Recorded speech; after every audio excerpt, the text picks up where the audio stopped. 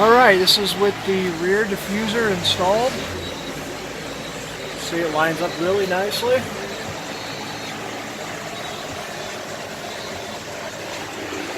I'll show you the pattern I use for the bolts here.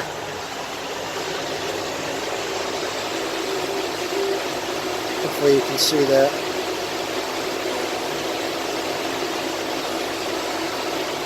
Pretty straightforward. A lot of these I put upward, that way you don't see the bolts.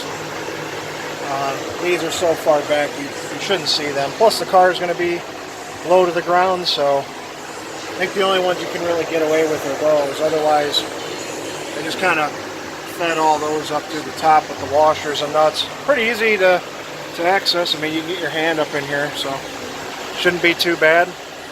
Just need a 10mm wrench and you know, drill bit, of course, and hex key.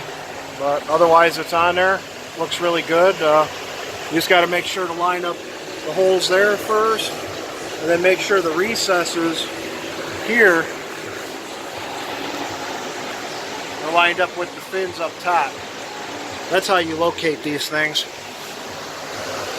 So next I'll be doing the side spats, and I'll show how I do those.